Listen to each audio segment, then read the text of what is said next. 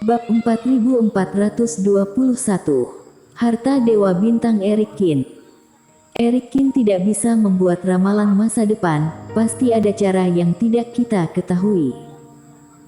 Sebelumnya, dia adalah salah satu dari 10.000 orang yang tidak percaya omong kosong Eric Kin, tapi sekarang, Hengki Lee sedikit terguncang. Meski masih belum percaya dengan identitas Master Rahasia Langit Eric Kin, setidaknya dia mulai percaya bahwa Eric Kin punya metode khusus. Tapi meski begitu, itu terlalu aneh. Tapi apakah benar ada cara untuk menembus formasi dan segel yang ditinggalkan Dewa Bintang dan melihat benda apa yang ada di dalamnya? Di samping, Nicholas Feng juga menggerakkan mulutnya, dengan ekspresi bingung di wajahnya.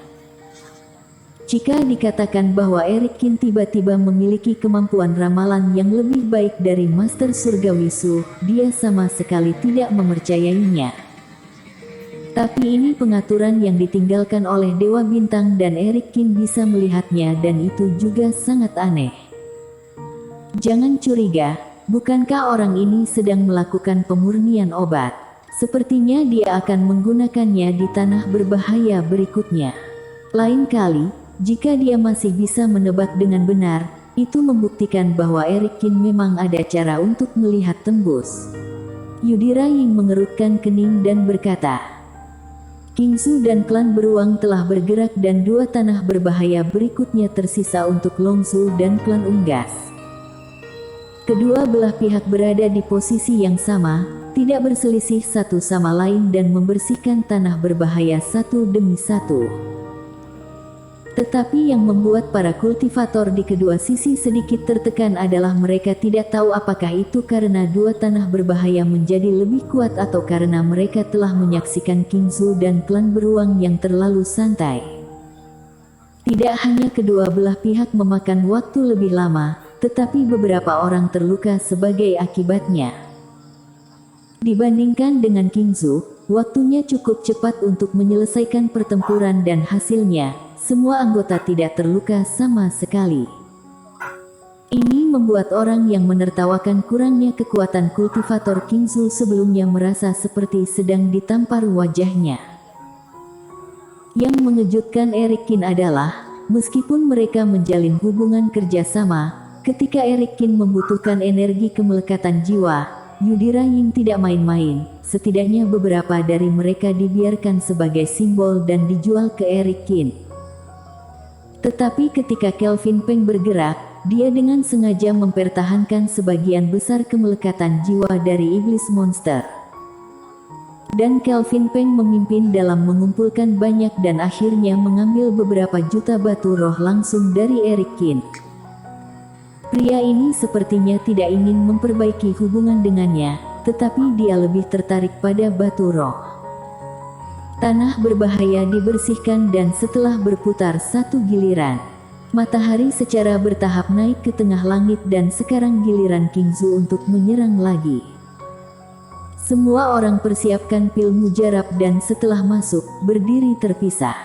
Tetua dan ketua sekte, mengelilingi daerah sekitar sesuai rencana sebelumnya dan kemudian dengarkan perintahku. Menatap tanah berbahaya dengan kabut putih berkabut di depannya, Mita yang berkata kepada orang banyak. Baik, termasuk Tetua Di, semua kultivator Kingsu memberi hormat. Setelah menyaksikan ramalan ajaib Eric Kin berulang kali, semua orang tidak lagi meragukan ramalan Eric Kin. Dan Eric Kin telah menyerahkan urusan iblis monster dan benda tersegel yang akan dihadapi semua orang kali ini pada Mita Yan. Jadi para kultivator di Kingsu telah memiliki persiapan untuk berurusan dengan musuh. Yudhira Ying dan yang lainnya juga memerhatikan Mita Yan dan yang lainnya setelah mereka memasuki tanah berbahaya.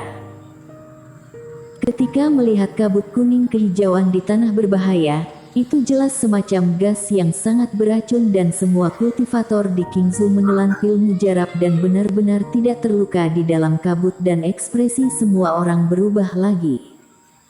Kabut beracun ini muncul hanya setelah Mita Yan dan yang lainnya menginjakkan kaki di sini. Namun, Erikin ternyata mengatur agar para kultivator memurnikan pil penangkal racun jauh sebelum 3 tanah berbahaya sebelumnya. Gila, kalau masih mengatakan bahwa Erikin ini hanya beruntung, mereka cukup bodoh.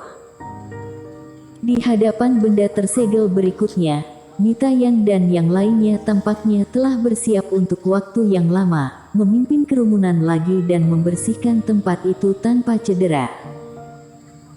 Betul, pasti ada semacam harta karun di tangan Erikin, yang bisa mendeteksi kekuatan, kelemahan dan berbagai karakteristik iblis monster di tanah berbahaya. Sialan, anak ini beruntung sekali, ternyata dia bisa mendapatkan hal semacam ini.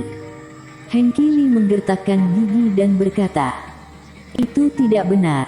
Jika dia benar-benar memiliki harta sehebat itu, mengapa dia tidak menggunakannya ketika dia sedang membersihkan tanah berbahaya sebelumnya dan mengapa dia harus menunggu sampai sekarang? Kelvin Peng mengerutkan kening. Dalam beberapa waktu terakhir, kultivator Kingsu tidak ada kehadiran Erikin dan mereka mengalami bahaya yang cukup serius. Tetua Di dan kepala suku Li juga terluka ringan dan beberapa murid yang tidak beruntung bahkan terluka dengan lebih serius. Jika demikian, Erikin juga masih tidak menggunakannya. Ada kemungkinan dia menggunakan harta Dewa Bintang, kata Yudhira Ying tiba-tiba. Harta karun Dewa Bintang. Ya, jangan lupa, harta Dewa Bintang yang pertama jatuh ke tangan anak ini. Dan kita juga tidak tahu apa efek dari harta ini. Yudhira Ying berkata sambil mencibir. Jika fungsi benda ini adalah untuk memungkinkan para kultivator melihat tembus segala sesuatu di tanah berbahaya, itu akan terjelaskan semuanya. Lalu mengapa dia tidak menggunakannya sebelumnya? Tanya Kelvin Peng. Mungkin, benda ini memiliki semacam batasan penggunaan, seperti teknik ini. Jangan lupa, ketika Erikin membersihkan sendiri tempat berbahaya, situasinya sangat aneh.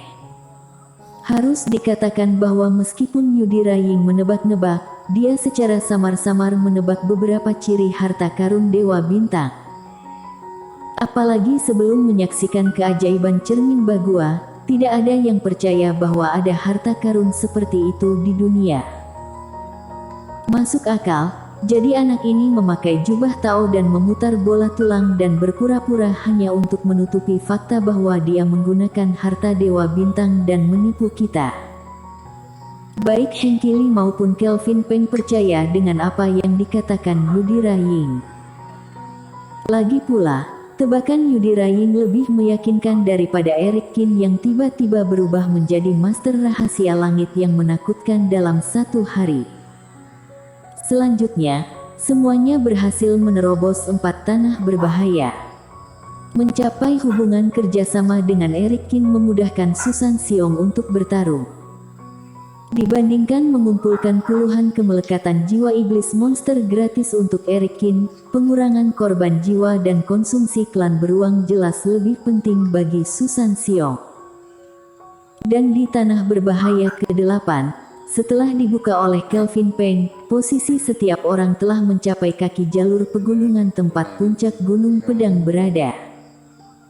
Meskipun puncak Gunung Pedang yang menjulang tinggi curam dan tegak, mengarah lurus ke langit seperti pedang raksasa, sulit bagi seorang kultivator untuk berdiri di atasnya dengan kakinya.